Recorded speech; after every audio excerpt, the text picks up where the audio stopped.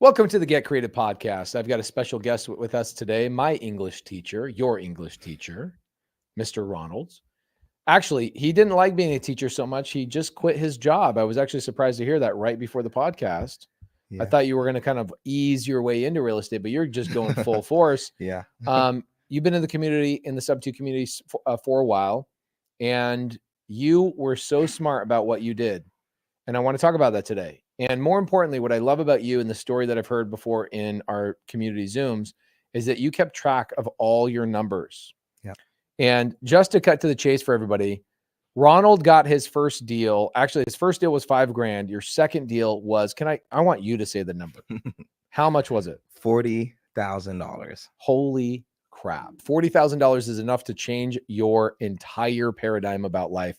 The fact that you could make as much money on one deal, saving somebody from foreclosure, as you did basically being a teacher, was probably mind-blowing. So we're going to talk about that journey today. And stay through this podcast. The reason for this is I asked Ronald as he flew out here to the podcast. By the way, we have a live audience. Give it up for the live audience. I asked him, I said, hey, you know what? Not a lot of people keep track of their door knocking information, their door knocking numbers. And so we're going to make this all about door knocking and what would you have to do to go out and duplicate and emulate what essentially you did to go get this $40,000. Now, I'll give some really quick snippets and I want to get into your life history. Your mom was Haitian. You became a teacher. There's a lot of things we got to get into. But I'm going to cut to the chase for the people that are tuning in right now. I want them to know what they're tuning in for.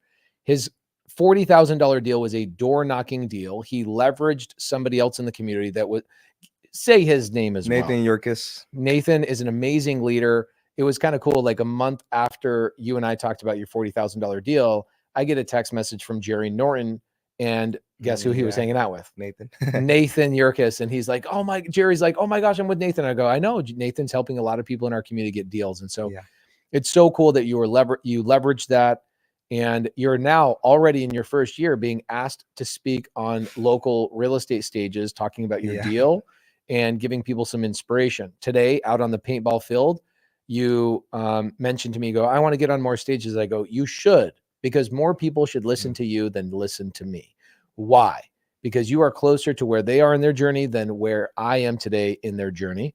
And so I'm super grateful you flew out here for this podcast. Thanks and thank you for being on my team today on paintball so we could smoke the team, the red team. Okay, so you made $40,000. Guys, stick to the end. We'll probably be 20 minutes into this podcast. We'll get to the numbers of how many knocks, how many this, how many such and such, what kind of crap you had to go through to get to this thing, et cetera, et cetera, et cetera. But I want to hear the story that leads up to that. It gives us some context. So, Ronald, tell me, give me a story. Where were you 10 years ago, 5 years ago, 3 years ago? How'd you meet your wife? Give me a story. Yeah. So I was born and raised in Miami, Florida. And my mom, as you said, is Haitian. And she got here. She already had, I was born in Miami, like I said. And she met a guy, got married. He's the father of my 4 younger siblings. And she ended up divorcing him. He was very abusive, physically, beat me up, beat my mom up. So really tough living situation. And then after the divorce. They got divorced at what age were you? I was probably in 5th grade. So old enough to know that your parents are getting divorced. Yeah. Like 10 years old, you remember everything. Yeah. Okay. Yeah. So it was pretty bad. Yeah, it was. I mean, it was good for me because I wasn't getting beat by this guy anymore. Right. But my mom was a single mom now, working hard. I mean, crazy hours in the nursing world. And so I remember growing up and doing the things. And I got my first job after I graduated high school.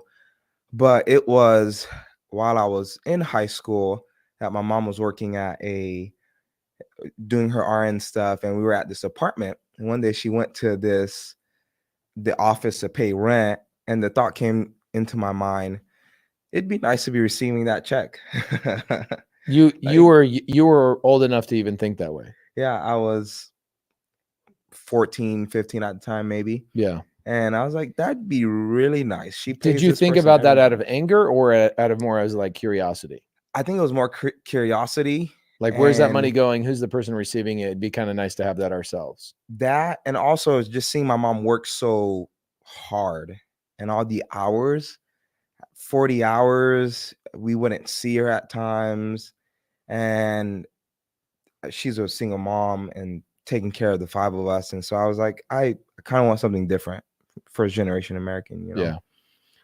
And You owe it to so, her, actually, right? yeah, Like yeah, all that time she's sacrificing yeah, of her life, spending, because I'm not a mom, but I watch moms, my wife and my 8 sisters and other people in our community, and I watch how much time they sacrifice away from their kids. I know your mom went through a lot of hell to yeah, pay for all of that kind of stuff. And it's cool that you thought, hey, how do I actually honor my mom yeah, yeah, instead of just take this, for granted. So you're 15 years old, you yeah, have this thought, your mom's dropping money off to the landlord, you're thinking, how can I be the landlord? yeah, yeah. And so what it was that following year, going into the summer, it real tumultuous, and we actually ended up homeless because people were trying to kill my mom. And so she moved, got into a house she couldn't afford because her boyfriend was like, hey, I'll move in. Her new boyfriend, that was.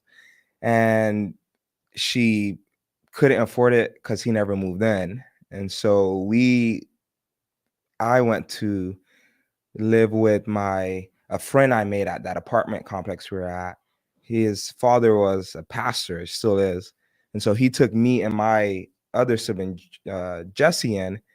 And then my mom with my sisters went elsewhere. And so we're spending the summer away from each other, homeless, and started reading the scriptures, the Bible. Became a Christian that year. And that's where my life radically changed. And then we got together, God worked it out. She got a efficiency, was living, and we're all back together again. But You imagine be a mom in that situation? Like your kids are living in 2 separate places. You're feeling all the stress and the pressure.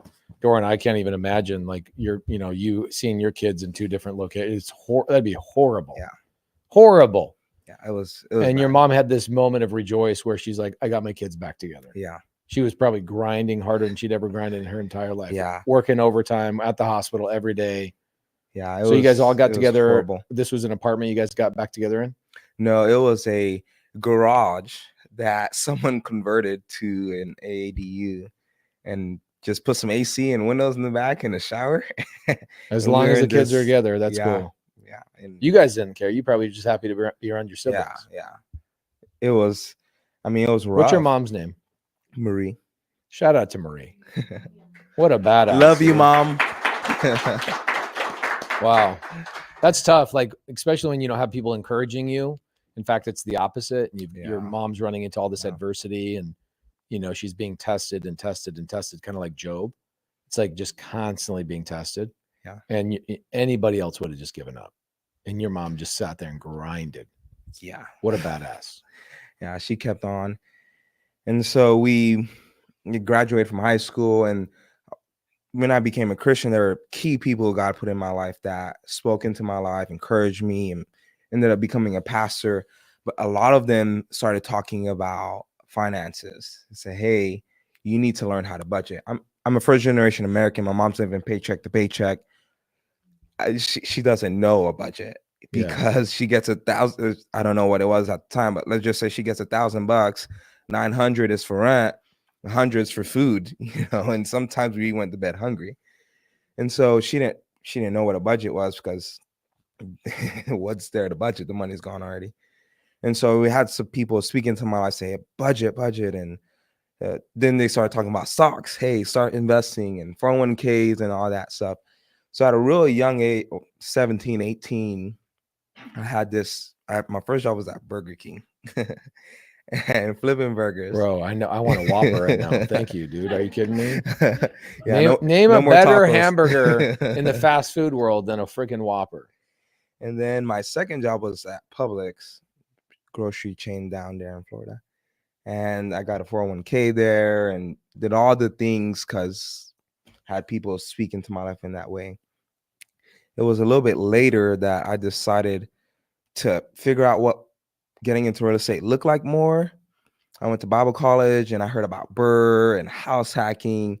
It didn't make sense to house hack because I was in a dorm. Yeah.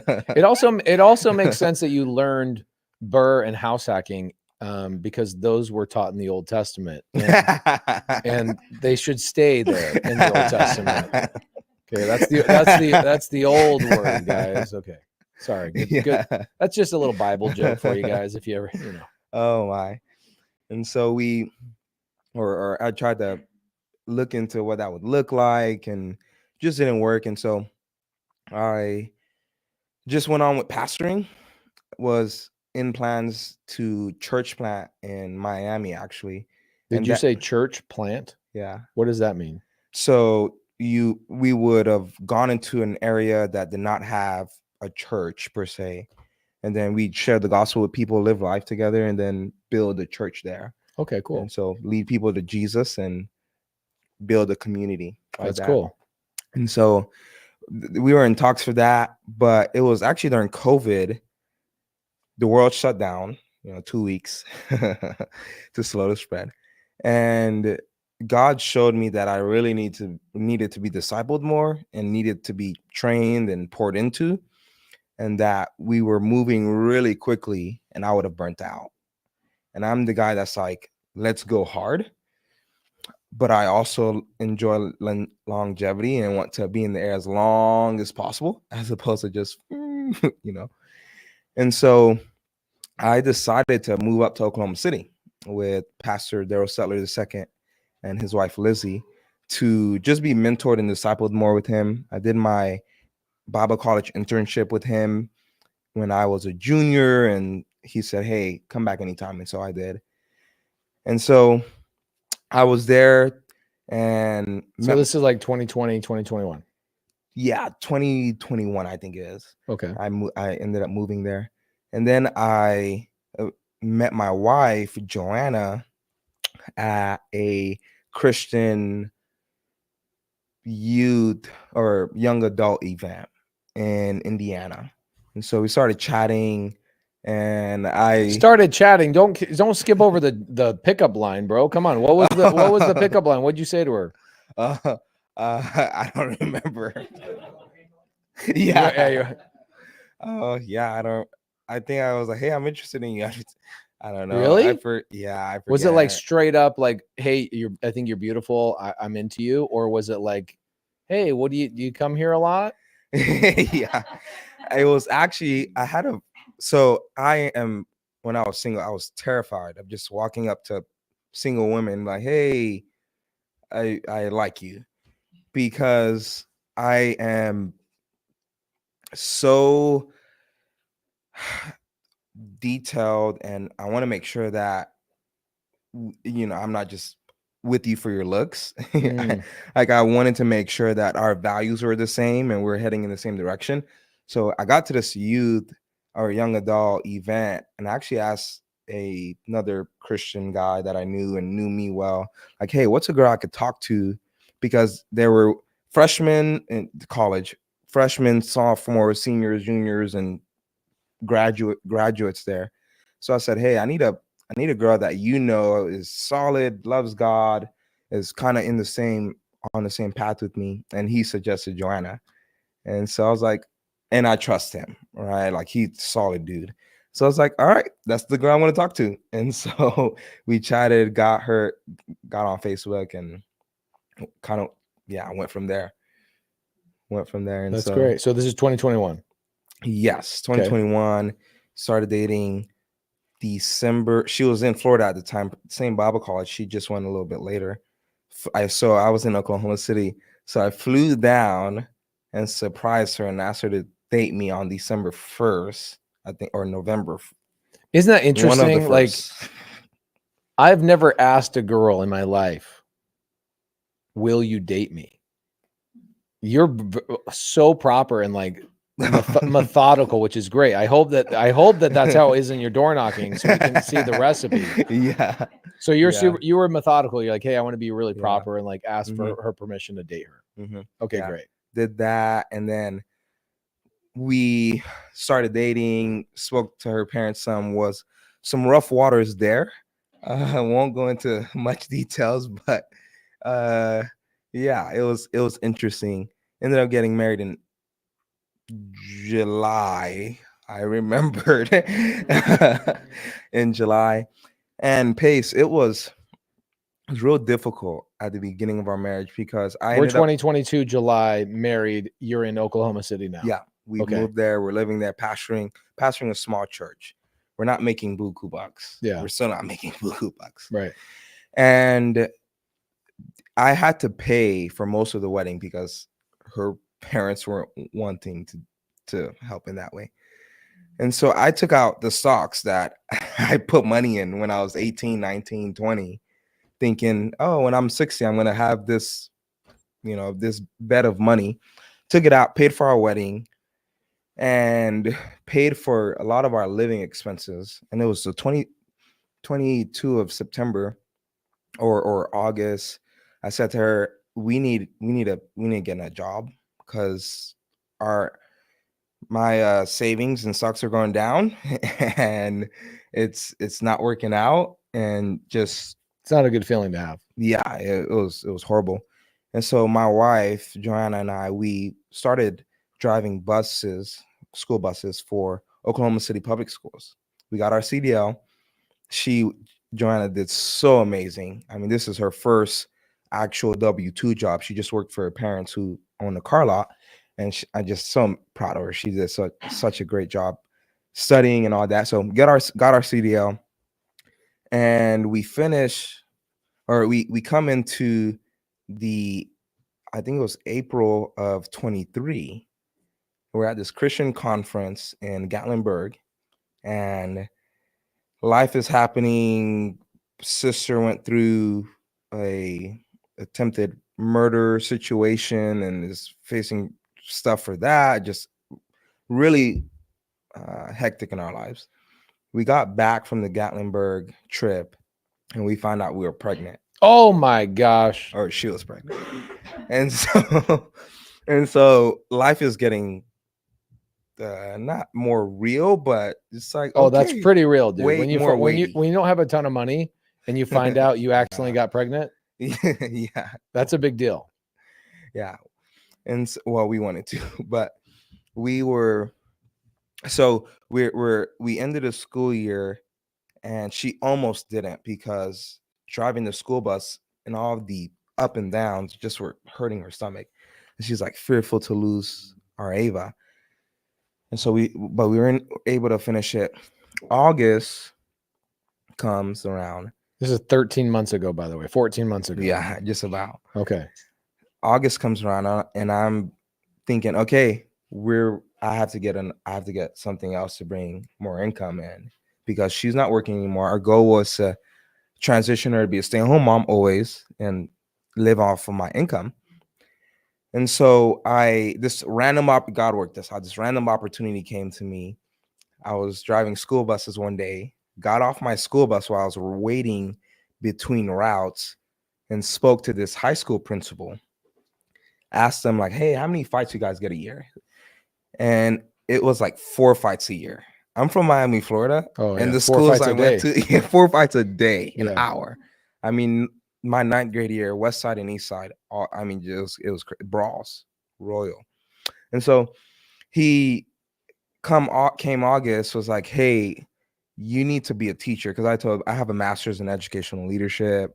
I have my bachelor's, and I'm working on a second master's right now. Hopefully I'm done in May. But he said, you need to be teaching and not driving a school bus. And so he hits me up in August like, hey, I have a physical science position open. Do you want it? And I'm like, yeah, I'm not a science guy. It's like, I can make stuff up, but I can't make that up, And he said, okay, what would you want? I said, English. And he referred me to another assistant principal that was looking for an English teacher. And this is 2 weeks before school starts, 3 weeks maybe. And so they interviewed me and I showed up and got the job. And so that doubled, like we got double the income than when we were both driving bus. That's amazing. And so that was really awesome. But I still had the feeling in my mind and thoughts like, hey, I need to I need to be free and I need to bring in more income. My spiritual dad, he said to me, Ron, you're going to pastor, not going to pastor a big church. You need to be able to provide for your family. And he ingrained that in me. He said, get another job, learn a skill. So that's why I got my master's in educational leadership, because I thought I'll be a teacher. And so I just had that feeling and thought of, man, I need to bring in more income. So I revisited that idea I had when I was younger of what would it look like to be that landlord receiving a check. And so I was just thinking and going and stumbling over the obstacles of, you need to get your own capital. So I took the year that latter end to see what job or what business I could start. I mean, pressure washing. Joanna was like, yeah, start a pressure washing company, roof cleaning. I became a roof salesman, and I finally settled on a Christmas light installation business. And so Christmas is only once a year, right? That's what they tell me. I'm always worried about that business. I'm like, people are like, I do install lights. I'm like, dang. And so I started that, flew to Kentucky for some training, and Joanna was so supportive. But then I kept training because, like you said, Christmas is once a year. And I stumbled across wholesaling. I was like, okay, this is the way to get into real estate without any money. And, when they talk about this is how you get into something without money, that's a scam. Totally sounds like, yeah. I'm still wondering, is it a scam? It might be. It's like, yeah. And so kept studying. I actually joined another coaching program. I won't share the name. That was a niche strategy of connecting and networking with senior living people in the senior living space. The thing with that industry is that it is so tight knit. Yeah. And they move around in this same position, just at a different place. Yeah. And so if one placement agent doesn't like you and they go down the street to the other senior living care community, well, you won't get any business there. Yeah.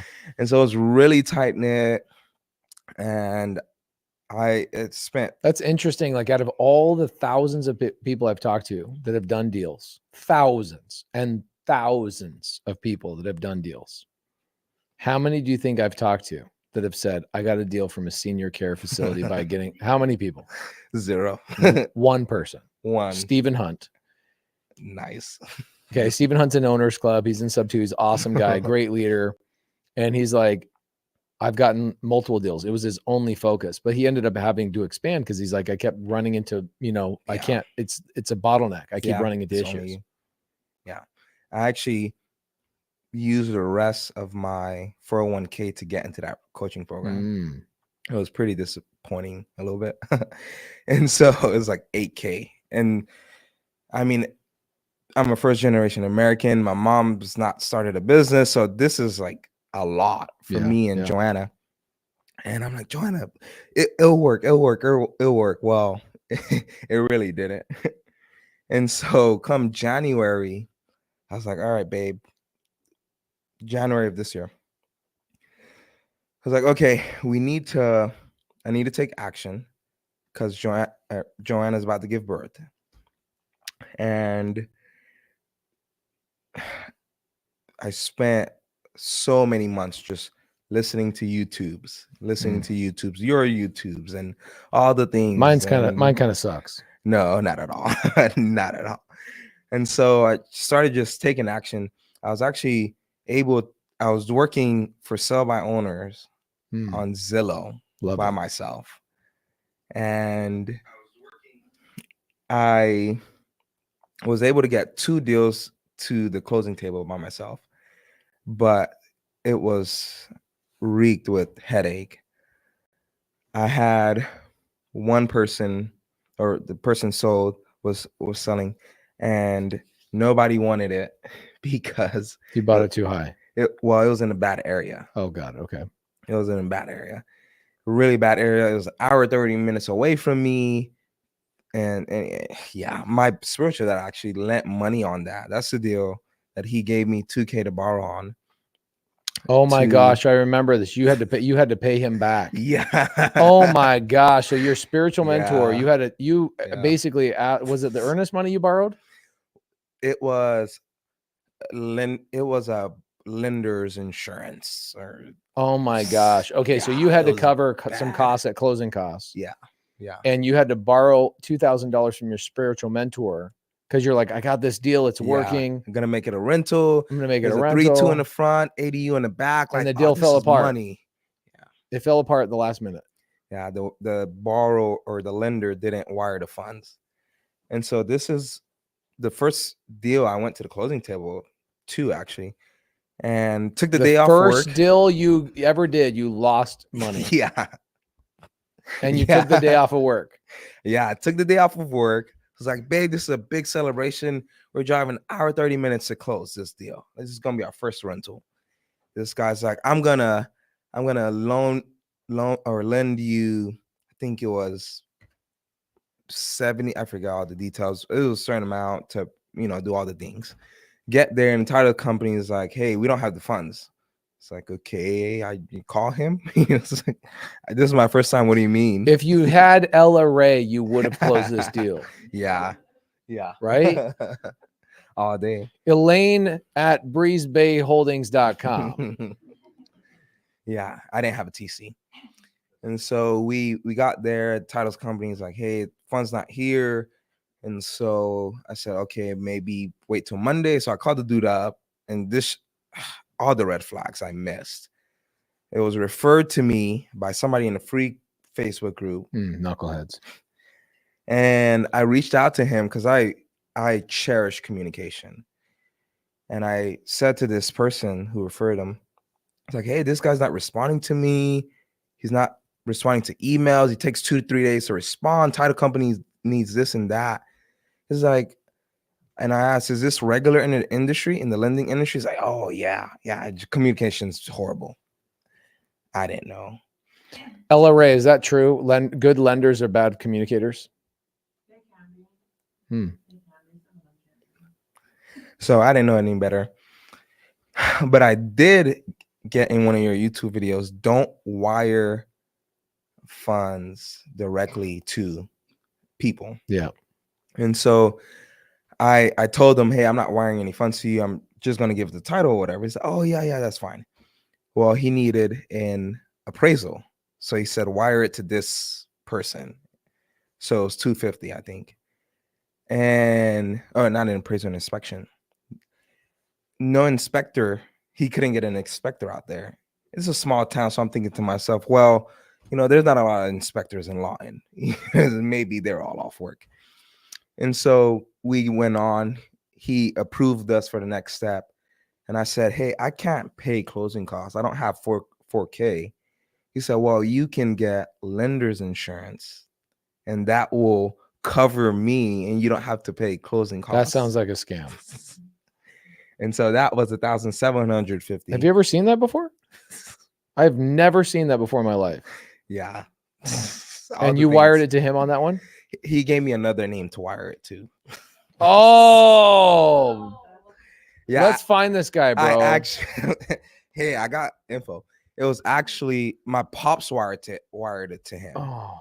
And my pops was like, do you know this person? Is he real? Is he true? And all that. It's like, yeah, pops, I'm closing on a rental. Yeah. He wires it over.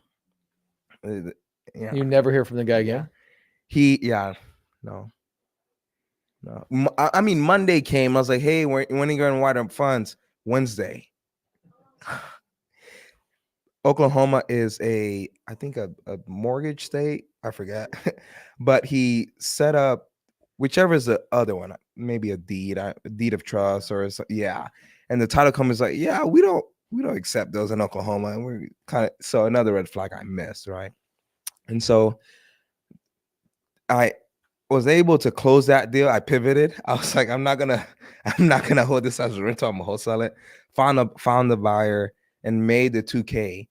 But I wired before I even was made that money. I closed another deal and told my pops, "Hey, I am biting the dust on this. I'm paying you back," and I paid him back with interest. And then in February, I joined SubTo. So this is January. Why would you join SubTo after you just got burned on some mentorship? Did you So- know that SubTo was not a mentorship, was more of a community, or did you think it was another mentorship? Well, I saw that it was more community oriented. Okay. Because the mentorship or the coaching program I joined was like, here are all the videos. We're changing the name of SubTo to F the videos, by the way, just so you know. And it was, I mean, I met one other person in the senior living space who was doing that specific niche, and it was piranha waters. Like, if Everybody's like gobbling each other up, yeah, and like, it was, yeah. No collaboration. No. Okay. And then I joined a local wholesaling group, Tez Alberta, and that was more in person, you know. Yeah, a little bit more And friendly so, and whatnot. yeah. Yeah. So I joined SubTo in February. This was, so I kind of went forward in the story a little bit. I actually joined SubTo on February 28th, I believe it was, because that was the day I was supposed to be closing on the property. I joined the night before so it was that Thursday I joined, thinking I was gonna be closing on this lot and property and hold it as a rental the next day. And I didn't have the funds. So I got an Amex card through my LLC and got on the payment plan for SubTo. The seller finance program. Yeah, exactly. Yeah. Except there was not much negotiation there, you know. And so I'm not in charge of any of that stuff. So sorry. I'm so sorry. And so he was like, you could I think it was like a 9-month program, something to that effect. Yeah. I was like, I'll pay that off before then, you know. Yeah. And so joined, got scammed, and John was like, you know, you'll figure it out. You got scammed on the deal. Yes. Yeah. Not by SubTo. I'm like, wait, what? Why are you in my house? Not SubTo. Yeah. I'm actually here to get all my money back. No. And so we joined SubTo February. You got scammed out of the $2,000. Are you that's such a dirty trick. Yeah, we had this this girl horrible. in SubTo, Paige. We still have her. She's still there. She's doing a lot of deals, but she's single mom, lost everything, nurse. She goes and does a bunch of lease options in SubTo. This is 2020, beginning of 2020. Right when we launched, and she gets her cash flow up to $7,500 a month. Wow. And then she goes, all right, I'm going to start doing some flips on the side. Right. And she goes into the SubTo Facebook group. She goes, hey, I need a hard money lender. So somebody goes and gets a link out of the free Facebook group and refers it to her. She wired 15 grand to this guy directly. Does anybody remember this at all? No. Okay. You remember this. And what I did is I wrote her a check for 15 grand. And I said, this is my fault because I didn't put rules and regulations in effect into SubTo. And I did a big Zoom and I had 21 rules. I said, you never promote a link or a company that you cannot verify is a valid company. And if you do promote somebody in this community and somebody loses money, you're either paying for their loss or I'm kicking you out of the community. And it's because of that kind of crap. Is that somebody's like, oh yeah, hey Ronald, do you want to do this deal? Wire me lender's insurance and you won't have to pay closing costs. What? You ever heard anything like that? Dang. Yeah, such a newbie. You know what, dude? But you know what? Sometimes you got to touch the stove to make sure it's hot. And you got to get burned to know what the feeling feels like. Yeah. So now we're February, we're going into March. You joined SubTo. Where did you start knocking doors? So I networked with a guy named Nathan Yurkis. Awesome leader. Awesome, for real.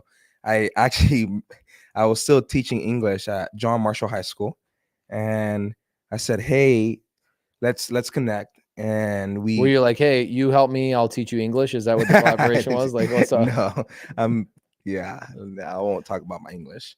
English is actually my second language. Haitian Creole was my first. So I met him at Cowboy Chicken at lunch. And we were like, hey, what would it look like? Because I had shiny object. I was doing for sale by owner. I tried to do foreclosures a little bit on auction.com. And he was like, well, I know a way to pull directly from county and you can knock, and I'll be on the other end, because it took me 3 months to close to 2 deals I had outside of SubTo. So I was like, yeah, let's do it. So I started knocking. He started pulling lists for me, started pulling leads, high equity, 100K.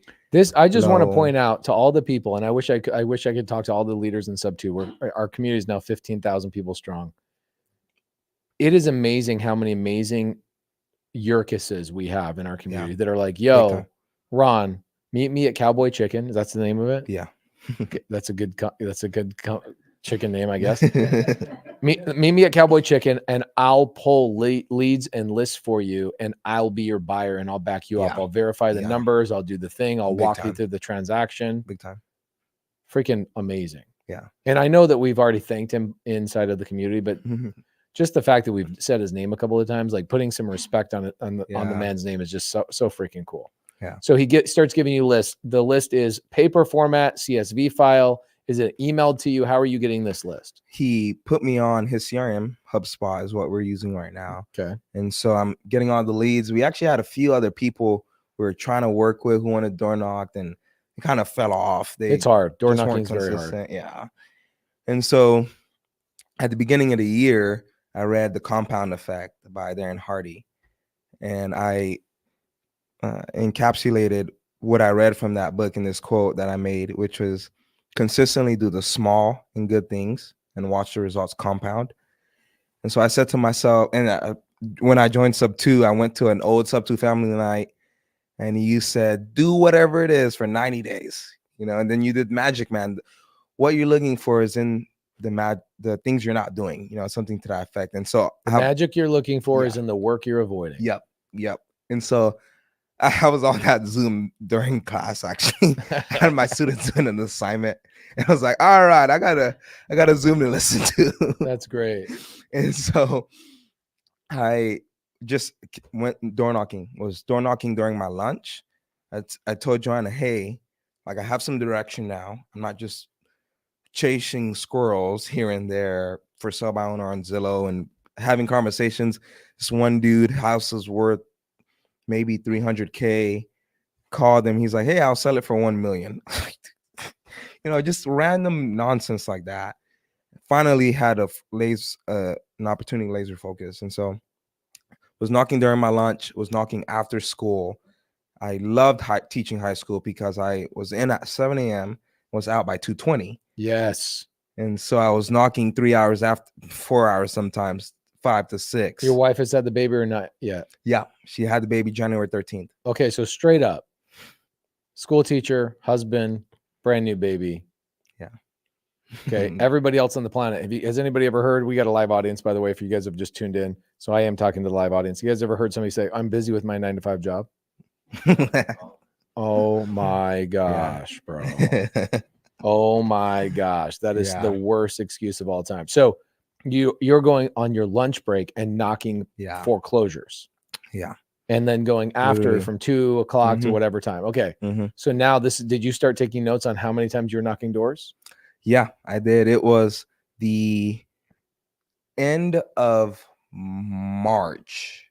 April, March, I think, where I actually started knocking doors. Okay. But I started. What do we got? Well, tell me your numbers. I want to see these.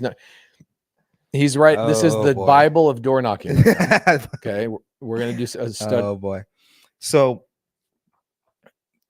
for perspective, Alex Hormozzi said, volume beats luck every time. All day. And so I had a 5-month time frame to pay off this SubTo course that I couldn't afford. Yeah. And to pay some other bills. And so I was like, babe, I'm just, You're not going to see me every night. I'm going to be knocking doors. So what I love about this, and you guys are going to hear right here, is he gets a good quote. He hears a good quote. He reads a good book. Most people, even after all of that, a week later, they're looking for the next thing. You stuck with it. And these are your numbers, which is so fun to talk about this. And you just kept looking back at that quote. And so let's hear the numbers. Let me ask you this, though. What do you think is the highest amount of doors I've knocked in one day? Okay, so highest amount of doors you've knocked in one day. I imagine you probably worked some Saturdays as well. Yeah. You didn't work Sundays because And I had the summer too. and yet, August, okay, you had September, the summer. yeah. Okay, cool. So you had some months off. I would say the amount, and you're only knocking foreclosures? Yep. Only foreclosures. Yep. Only. The most you knocked in a day, I'm going to guess, is 30 doors. Double. 60 doors. Are you 60 doors in one joking me? day. Yeah. That's impressive. Yeah. I used 60 to, doors when we in one had our day. door knocking team, we told them 20 doors a day, you'll get a deal a week. Oh, wow. Yeah. Here in Phoenix, 20 Yeah. doors a day, you'll get one deal a week. Wow. 60 doors. Yeah. 60 doors. Wow. Were you knocking the same doors over and over? Or would those new fresh 60 doors, then the next day was new doors, etc.? It was blend of both. I had follow-up doors and then new doors. Okay. And so we were knocking pre-foreclosures with auction dates, and then those that just went into pre-foreclosure. Love it. Okay. And So you're going to the house, you walk up to the house, they don't answer. What do? I leave a paper plate. Paper plate. You know how much money I've made from paper plates, dude? You need to start a paper plate business. They heard that on the podcast with Brent and all them, or did Nathan tell you to do that? I heard it. I think it was he mentioned it, but also in a SubTo vault. I watched probably all the SubTo vault videos. Yeah, there was we did a whole door knocking challenge. We did a whole door knocking series in the SubTo vault, and I was like, there's no better thing to leave behind besides a paper plate. What did you write on the paper plate? Hey, I want to help. Call or text anytime, and then put my number and my name. So good. Just okay, cool. So they don't answer, they get that. They answer. What's your opening line? Hey, I saw that the bank started pre-foreclosure proceedings, and it may have been a mistake. I'm sorry to bother you. I just want to see how I could help. Love it. Something to that effect. Okay, out of 60 doors you knocked in a day, how many do you think answered the door? That day, I think I had maybe 20 conversations. Dang, that's a lot, bro. You know how many? I'm not exaggerating this, and I told you this on the Zoom. Maybe we'll put the Zoom as like a follow-up for this, where people can get the access to the replay of the Zoom. Yeah. But other people have 3 conversations in a day, and they're like, "I'm good. I did a good job." They go home to their wife who just had a baby, and they go, "Sweetheart, it was really hard. I worked really, really hard." Yeah. You had 20. Imagine. Yeah. Most people don't talk to 20 people in a week. Yeah. Like you had 20 conversations.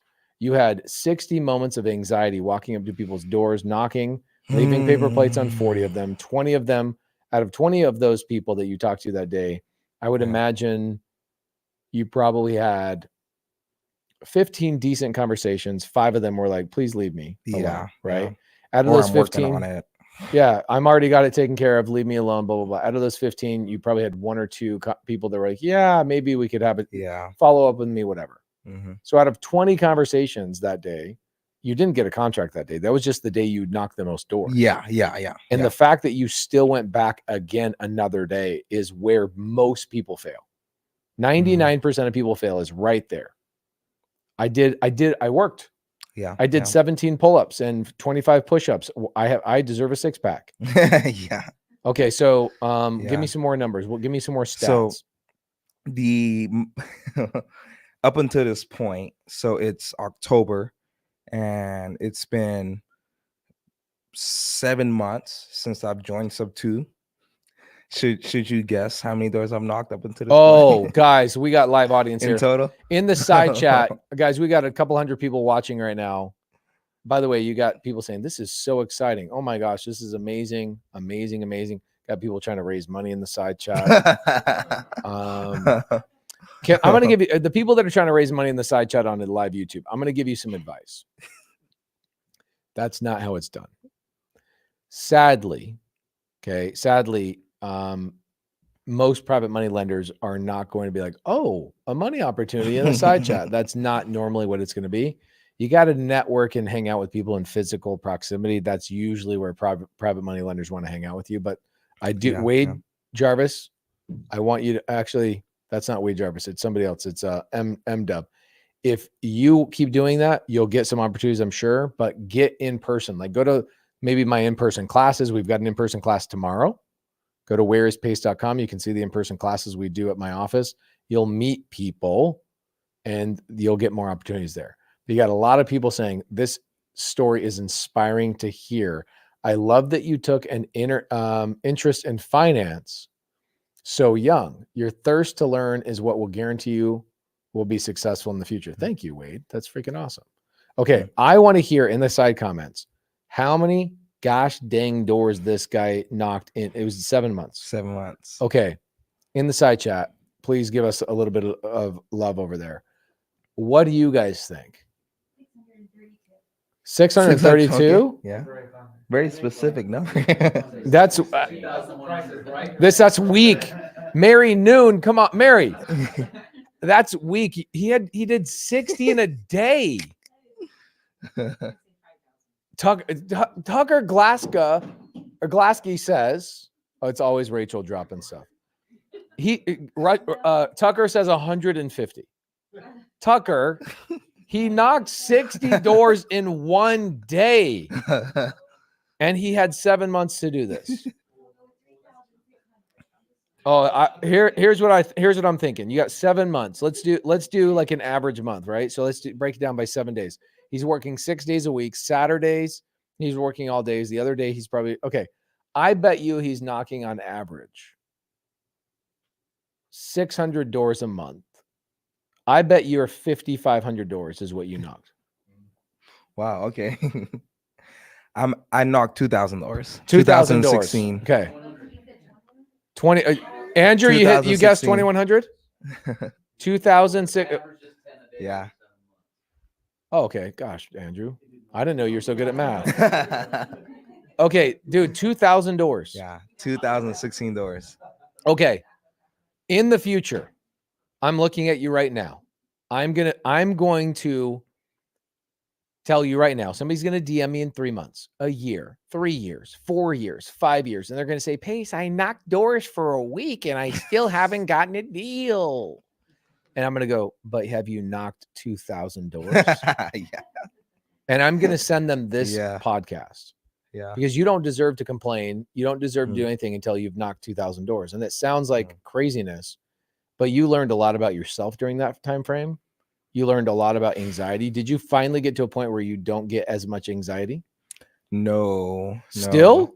Well, like if you knocked the door today versus the first day you went up, is it dramatically different? Yeah, it is. Okay. It is. But like the difference between month 5 and month 7 probably is not as dramatic. Yeah. Got it. Okay. There are just sometimes there are some doors. It's real creepy. And it's like, Chihuahuas. Okay. It's always the Chihuahuas, bro. I actually got bit by, I have a Chihuahua story. So I knocked this door. If you've knocked a door, if you've gotten a deal from a foreclosure, you got a Chihuahua story. I'm telling you. And this dude opens up and there's Chihuahua in the background trying to get out. And he closes the door. And the Chihuahua is like manages to escape right at the brink of this door closing. And this Chihuahua is like ravaged, probably had rabies. And he is chomping at me, and I'm like, this Chihuahua is trying to take my leg off. And so I started jumping. You'd think it was a quinceañera or something, and started jumping, and he got a little chunk right here. He didn't draw blood, but I jumped on the dude's one of his cars. No, his front something on his fence or something. Yeah. Just to escape. He closes the door and he's like, that Chihuahua's my sister's. No apology. Just like, the Chihuahua's my sister's. And he's like, I want to sell. Hey, dude, I'm so sorry. That's a stupid dog is my sister's. Not that. It's like, oh, that dog is my sister's. Like, yeah. Okay, so that was the last day. That was the last day you ever knocked doors, right? No. Okay, there's the point. Again, there's the point. The point is that he got bit by a dog. You had to jump up on the fence to avoid a dog, and you still went out and you showed up the next day. Yeah, the next day. I mean, you don't take me as a guy that's listening to like Lil Wayne or like Eminem. Like you're listening to like biblical music or something, like a choir as you're driving around, right? Am I right? Yeah, I enjoy that. Okay, cool. So what's hyping you up? What's getting you excited to go out there and go, I'm gonna freaking get this done today? So the quotes in the books, my wife, seeing my 9-month-old girl and wanting something different for her, not wanting to have them suffer and all that. And then this is crazy, but Kanye West's Christian album. One of the best albums of all time. Oh yeah, phenomenal. Jesus is King. Bro, I'm listening to that tonight. Have Have you guys not listened to this album? It's phenomenal. Yeah. I went and saw it in IMAX. I went to Nice. Sunday service to see him in person. Yeah, Bro, yeah. that album was fire. Yeah. So you would listen to that. Gold. Yeah. Oh, all right. We can connect on some things. I love this. Yeah. The other thing we can connect on is this: is like think about what you went through. Okay, so I lost in 2018. I lost every dollar to my name. I had somebody file bankruptcy on me. I lost everything. I had to sell all my rentals. Wow. I had to sell my personal house. I had to sell everything to pay my construction crews. It's about 6 years ago. Who cares about my story? I just want to point a thing out. This guy who owes me all this money that I was relying on to pay me back files bankruptcy. My daughter's born the day I get the bankruptcy letter. Literally, the bankruptcy letter is sitting shotgun in my car as I'm driving to the to the hospital and meeting my wife there so she could give birth to our first baby. And I was able to compartmentalize and go, I'm not going to think about this right now. I just need I need to show up for my wife, and she's going to give birth to a child for me and give me the greatest gift on planet Earth. And a couple of days ago, I'm in Dallas, and the son-in-law of the guy who screwed me over is in the audience listening to me speak. Wow. And he says to me, I think my father-in-law screwing you over was the greatest thing that ever happened to you. Am I wrong? And I go, no, you're not wrong. That hardship was everything that molded me into who I am. I said, you tell that piece of crap, thank you so much. I didn't say that. I said, just tell him, just let him know how much I appreciate him. In my mind, I was like that Chihuahua. Yeah. But outwardly, I didn't express that. I was really grateful for the hardship. And so most everybody else would have quit. You went through compound after compound after compound of negative things that were going on. People scamming you, people taking advantage of you, joining the wrong mentorship, your wife getting pregnant. You were not necessarily financially set up for that. You're like, great. Instead of this being a negative thing for me, I'm going to figure out how to take this energy and turn it into something good. Yeah. You go and knock 2,000 doors, my guy. Yeah. Get bit by a dog, get yelled at. I'm sure you had people even threaten you and do all sorts of stuff. I got a call. One lady said, come on my property again, I'll shoot you. Oh, yeah. And I'm glad she gave me the property address. I have some people who threaten me. And I'm okay, awesome. I won't show up again. What's your address? And they're like, I'm not telling you. Oh, yeah. I got to guess. Now I got to guess where not to show up. That happened last week. And I told Nathan this. I was like, this guy's like, he skip traced me somehow. Called and text me like, did Joanna call you? My wife, Joanna. It's like, who in pre-foreclosure skip tracing people? I've never ran into it. It's like, you can't pay your you have mortgage. Money for skip tracing, but you can't pay your right bill. And so that scared me a little bit. And I think I still don't know who it is actually, but crazy moments. I got attacked by a pigeon once. That's a whole story. I got my first wasp bite or a sting.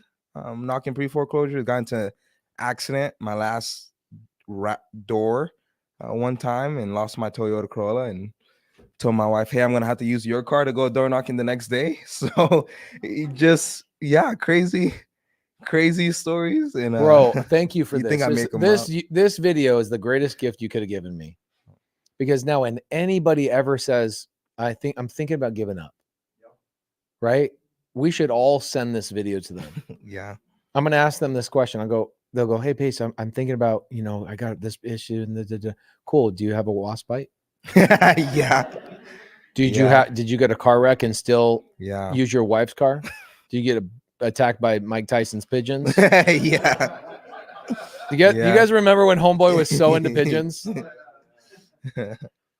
Did you get bit by a chihuahua? Did you get somebody threaten your life? Did you get somebody skip trace you and call you up? Okay, then you don't deserve to quit. Yeah.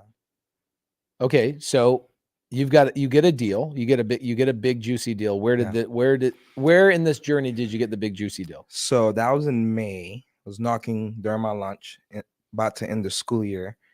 I knocked the specific door at 11:23, and my lunch starts at 11:10.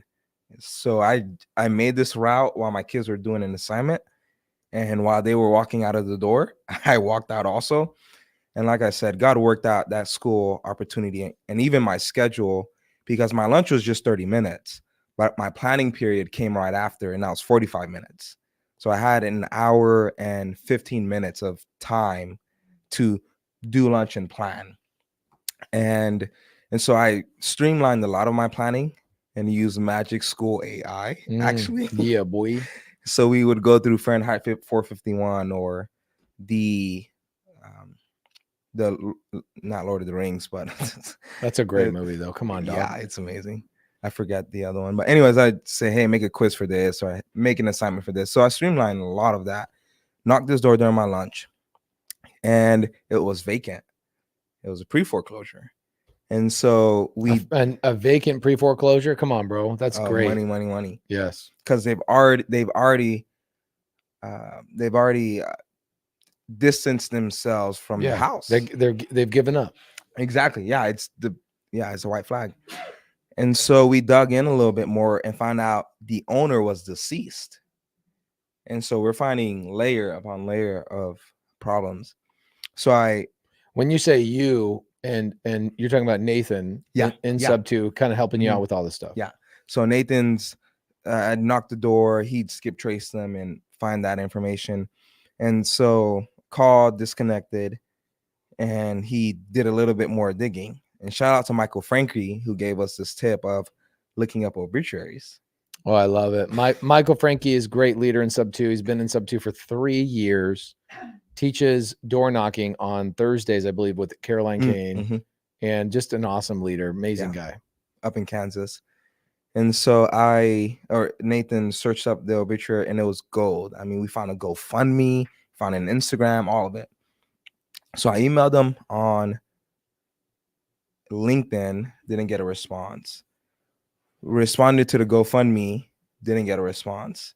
So I'm on Instagram, and it's a business account.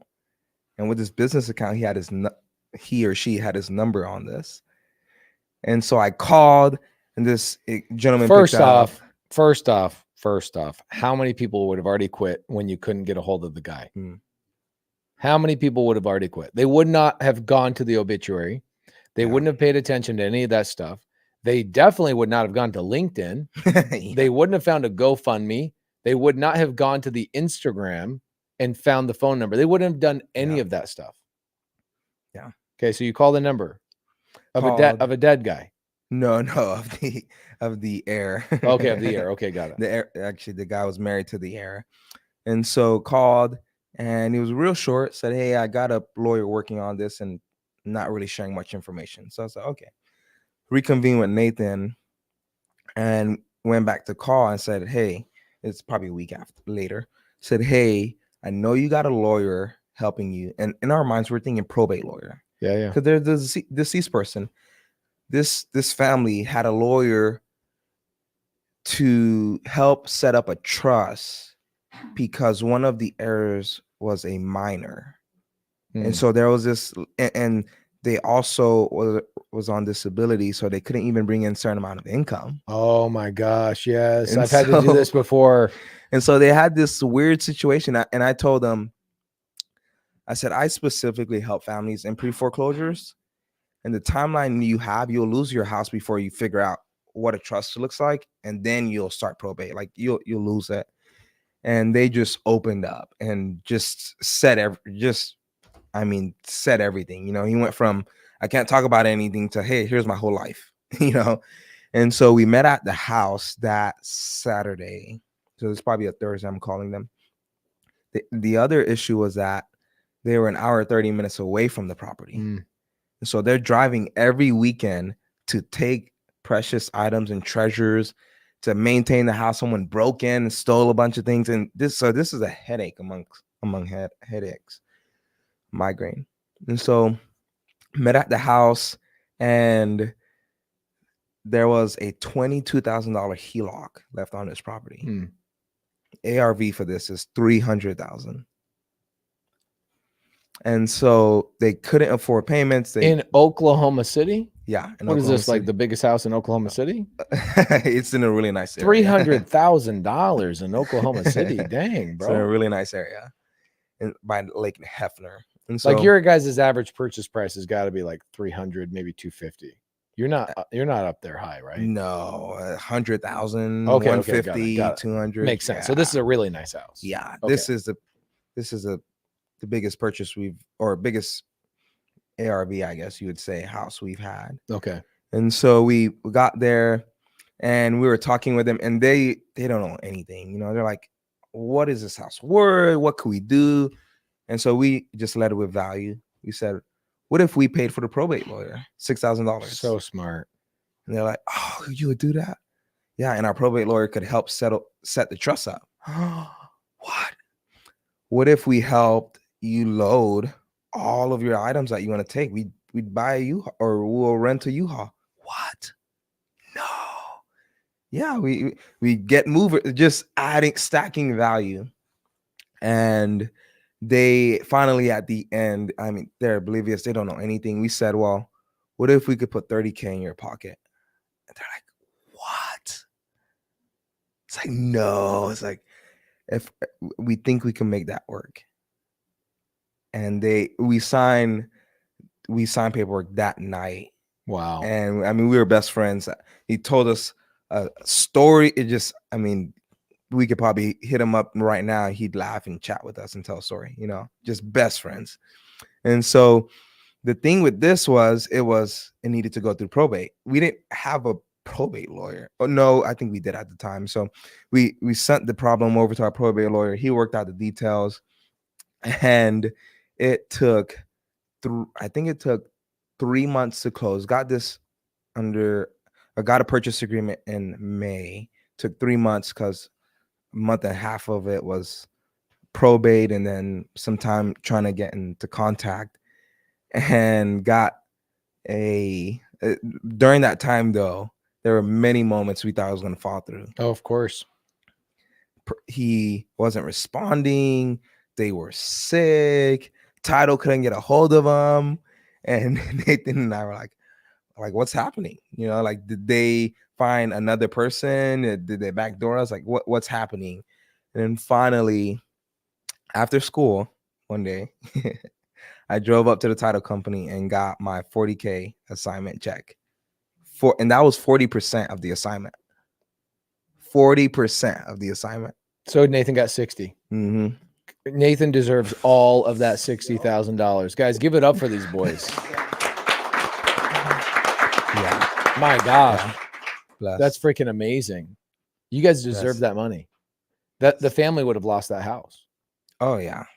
So All 40 day, grand. all day. You have more cash than you've probably ever had in your entire Oh. life. Yeah. It took me 9 months working with kids to make $43,000 before taxes. And I made 40 in 3 months, maybe 8 hours of work. It's insane. Real estate sucks, dude. Real estate sucks. Now, what's the plan now? You guys you and Nathan are obviously still working together. Mm-hmm. Is there an equation you have of like every 100 doors I knock, we get a contract. Every 200 doors I knock, we get a contract. Every 500 doors I knock, we get a contract. Anything like that?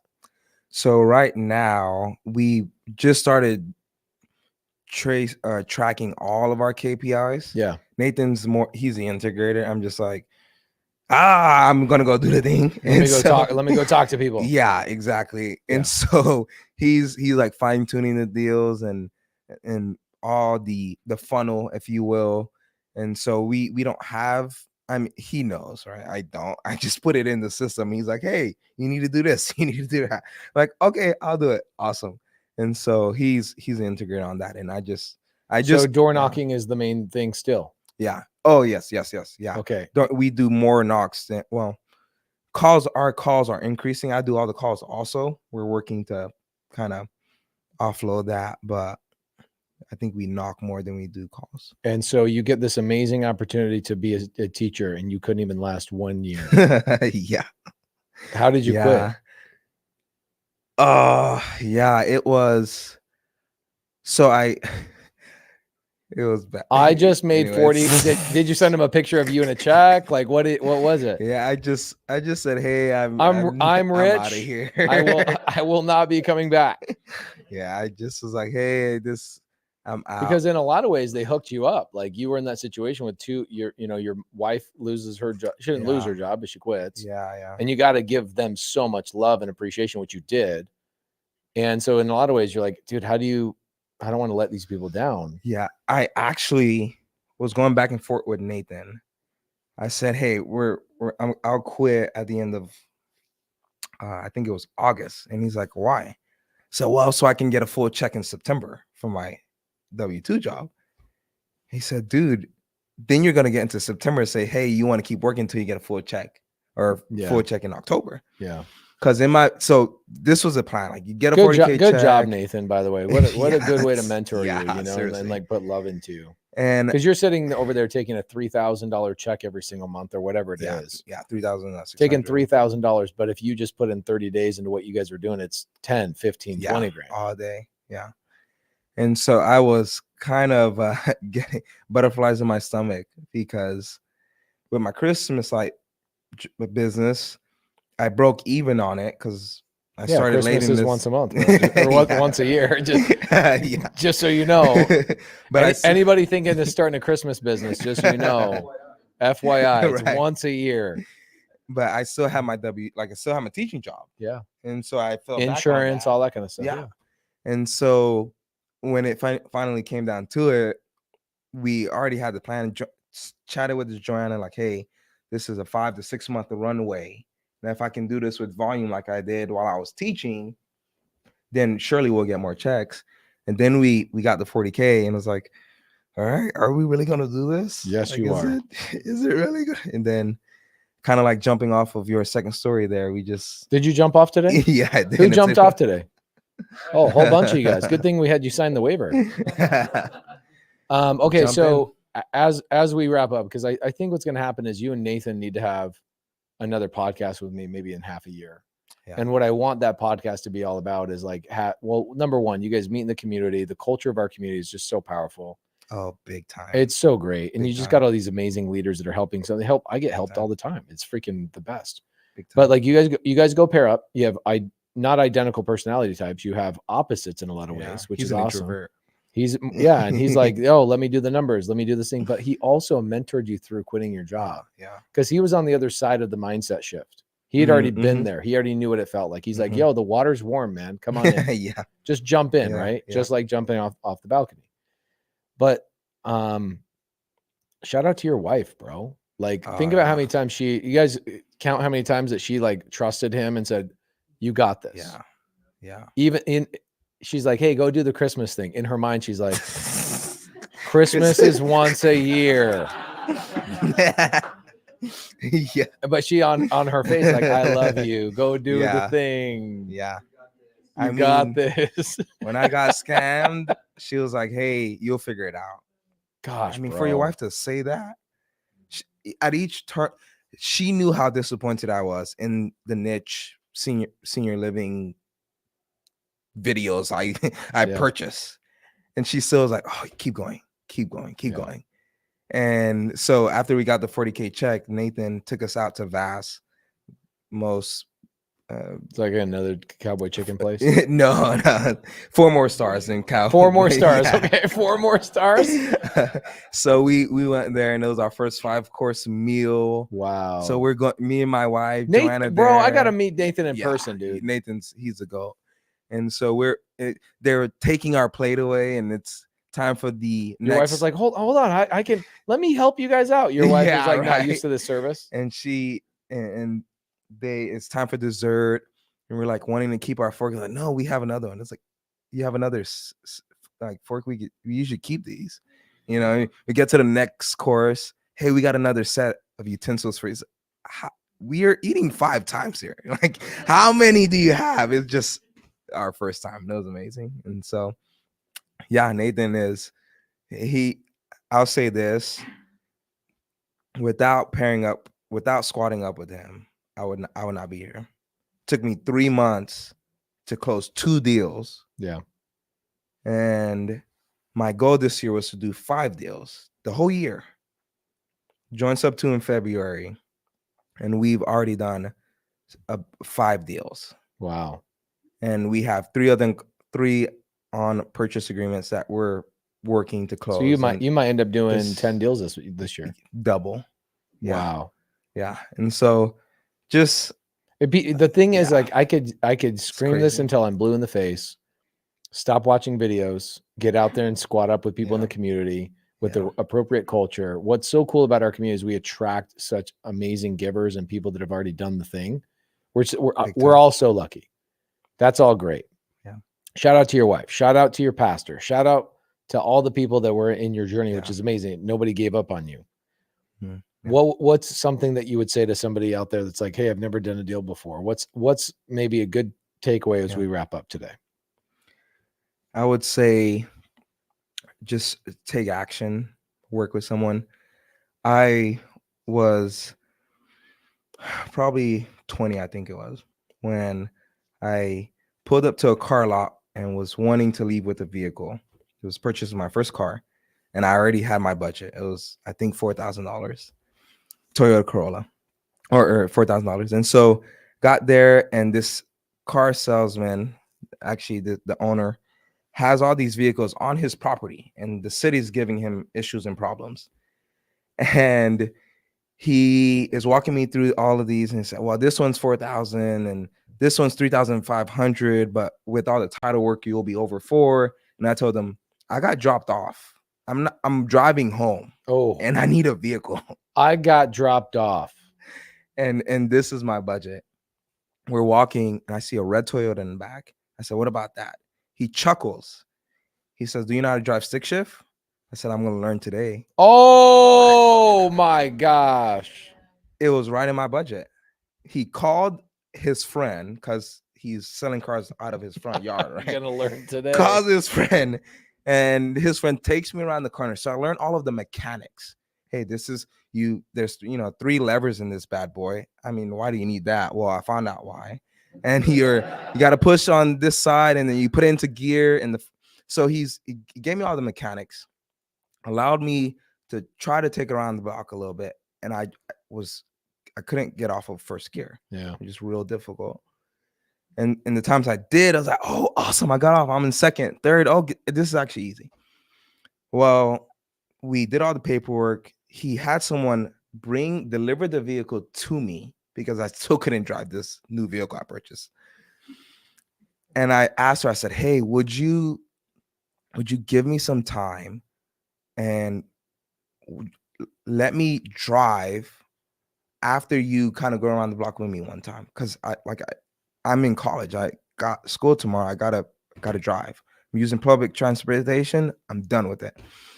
She took some time, allowed me to go around the block, and I'm stalling. Oh yeah. Going in, get in the first gear. Oh, awesome. She's like, all right, slow down. Okay, go in the second. Go in the third. Go in the fourth. And to the person listening and wanting to, or figuring out what's the next steps, partner with someone who's doing it, who knows how to drive stick shift, who can give you not only the mechanics, but can say, hey, there's a church parking lot right here. Let's take some time. You're in the driver's seat. Be patient with you. And let's do it. Yeah. And that is what made the difference for me. Because, I mean, Nathan had to tell me the difference between a balcony and a porch. Yeah. My mom doesn't own a house, don't know anything about real estate. And he's like, okay, so you need to know this and that. And he's been so patient. There are times we had several $100K assignment deals that fell through. And I was spending my money in my mind before I had it. Yeah. Oh, And yeah. he's like, hey, you need to watch your expectations, and you only celebrate when you get the funds. And so he has helped me so much. And one of my goals is, before I joined SubTo, was to get 30 rentals before I was 30, which is in 3 years. Looking back, I don't know how I would have done it. Burr. No. Burr. You'd be left out in the cold, bro. Exactly. But since That's why they call it SubTo, Burr. You know that guy, right, guys? But since joining SubTo and partnering with Nathan, I'm like, oh yeah, 30. I need to update my goal. Yeah. Because Well, you know, my big takeaway is there's some people that just don't quit, right? And there's people that know they're meant for something more. And that little red Toyota that you bought, when you said, I got dropped off, bro. I got dropped off. You made a determination in your mind. You're going to go knock doors. And no matter what happened to you along the way, you said, this is what I planned on. I told myself I'm going to do it 90 days. Yep. I did not quit, did not matter. In fact, you amplified your commitment as bad things happened to you. Guys, give it up for this man. Yes. So good, bro. And I need a commitment from you. You and Nathan, 6 months from now, I want all the numbers. Okay. I want people to know, like, you go knock this many doors, you get this many offers, you get this many offers, you get this many contracts. I want to know those numbers. And guys, we'll have Nathan come back on here and show you guys what a good leader looks like. And leaders create leaders that create leaders. Yeah. And congratulations, you got your first speaking gig coming up too. Yeah. Right. Yeah, that'd be fun. All right, guys. And Instagram, how can people get on your Instagram? So Ronald Pauleus, my first and last name. Just find me on Instagram, and I actually have a podcast named Brick by Brick with Ronald Pauleus that you can find on YouTube, Apple, Spotify, all the things. So I love it. Ronald Pauleus. One more time, guys. Thank you so much. Wrap it up. Eric, thank you so much. Thank you, guys. This was a great episode of Get Creative. Only an hour and 20 minutes.